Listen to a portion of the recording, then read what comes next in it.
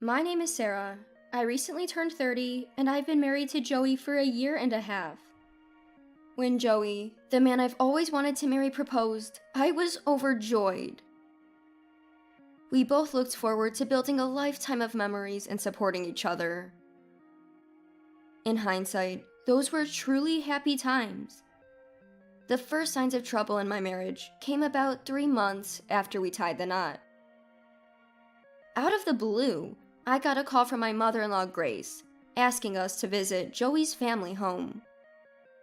Since Joey had wanted me to be a stay-at-home wife, I was mainly focused on household chores. Grace knew this, so when she called, I promptly said, "Sure, I'll be right over," and headed to Joey's family home.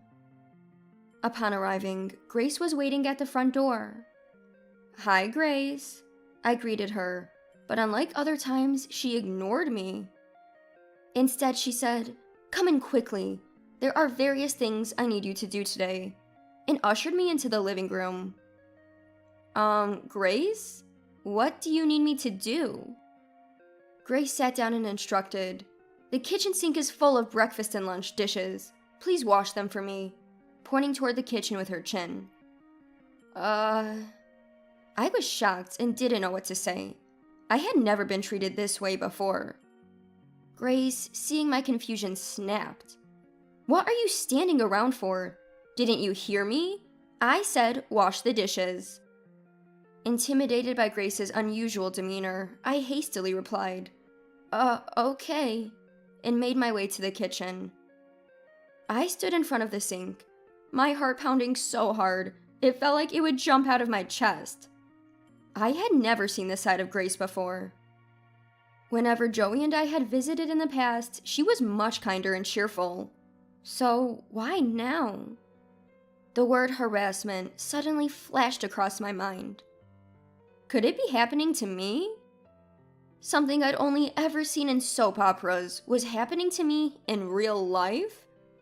The realization made my blood run cold. I couldn't afford to make Grace any angrier. With that thought, I quickly washed and put away the dishes. "Grace, I'm done with the dishes." With that, Grace replies, "All right, laundry's next. Then cleaning. Make sure you get all the way up to the stairs." She then lays back on the living room sofa and falls asleep. I'm left standing, puzzled. I don't know where the cleaning supplies are, or the specifics of how this household does laundry. I hesitantly ask, Grace? She snaps, "Oh, for heaven's sake. I just told you what to do. You're my son's wife. Can't you handle this? My own daughter, who's younger than you, can do all this perfectly." She then falls back asleep. I'm stunned and stand frozen. Why am I being compared to my sister-in-law, Lily? Annoyed, I decide to just go ahead and do the cleaning and laundry. Apparently, my way wasn't to her liking. I had to redo the laundry and cleaning. Throughout, Grace would say things like, "If it were Lily, she would have gotten it right. Why can't you? You're unfit to be Joey's wife if you can't even manage household chores. How embarrassing." She keeps complaining. At that moment, it hits me why Grace has suddenly become so harsh. She's comparing me to her perfect daughter, Lily, and can't stand it.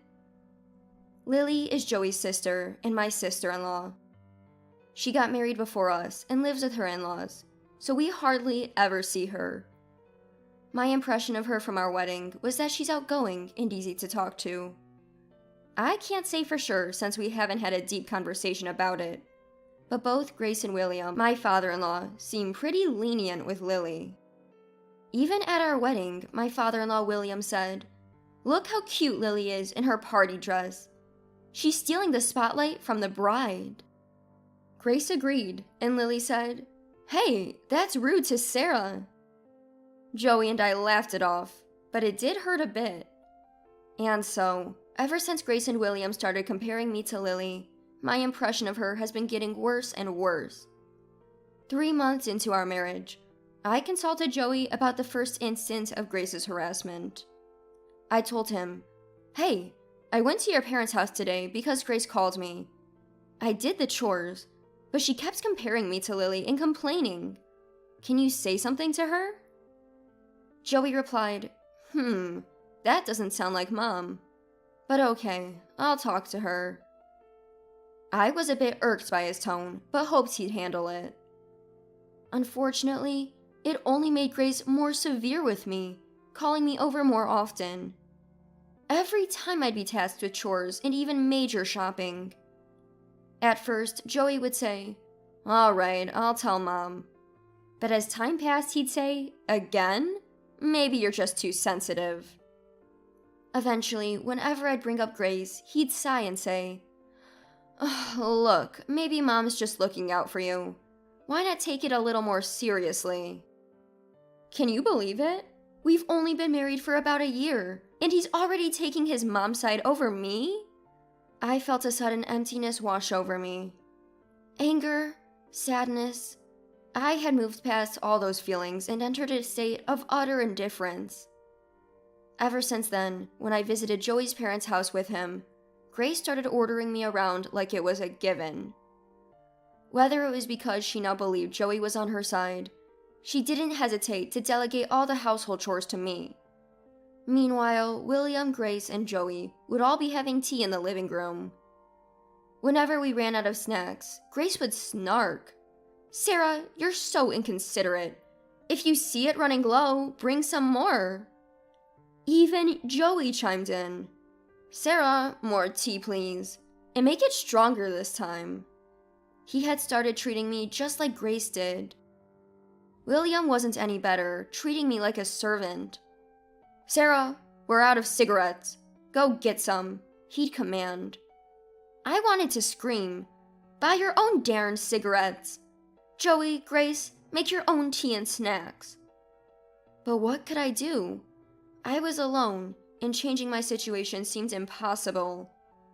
Fast forward a year and a half into our marriage. I was once again at Joey's family home. These days, Grace would call me over on Joey's days off, and both of us were obligated to go. At this point, I was pregnant and had just entered my 3rd trimester. I felt less than stellar, and honestly, I didn't want to be at Joey's family home at all. After learning about the pregnancy, Grace seemed more enthusiastic, declaring, "I have so many things to teach you as a mother-to-be." But in reality, she just had me doing housework for them, with neither Joey nor William lifting a finger to help. Doing as Grace ordered, I felt periodic stomach cramps and discomfort, even cold sweat. Standing was becoming a struggle. Despite this, Grace said, "Lily did housework even when she was pregnant, you know? You're slacking off a bit, don't you think?" Sure, my morning sickness might not have been severe, only some nausea and fatigue. But now, in my 3rd trimester, I felt weighed down, struggling just to stand. Hours later, while I was preparing dinner in the kitchen, a sharp pain suddenly hit my stomach, and I crouched down. At that moment, the front door opened. "We're home!" echoed a loud voice. From the living room, I heard Joey and William asking, "Ah, you're back. Where's Mom?" It was clear that Lily had returned. Footsteps started to approach. "Mom, what's for dinner today?" Lily walked into the kitchen and was startled to see me hunched over in pain. "What's going on, Sarah? Are you okay?" She hurried over to me. "Sorry, my stomach's hurting a bit." Hearing this, Lily looked at my belly and asked awkwardly, "Sarah, could you be pregnant?" "Didn't Joey tell you? I'm already 8 months along." I thought Joey had informed Lily since he told me he would when I entered my stable trimester. Suddenly, Lily started trembling. Her face turned bright red and she stormed out of the kitchen. "Mom, where are you?" Lily called out for Grace with a loud voice. Grace, likely having been napping upstairs, came down nonchalantly. "Oh, Lily, welcome back. I've missed you." As Grace tried to hug her, Lily pushed her away. "What? Lily?" Confused, Grace got a cold response. "Why is Sarah cooking alone, Mom? Especially when she's so visibly pregnant?" Grace suddenly realized Lily wasn't on her side. Her face turned pale. Well, Sarah insisted on doing it. No way! Do you know how hard it is to be on your feet all day during the late stages of pregnancy? You've been pregnant. You should know. Lily yelled furiously.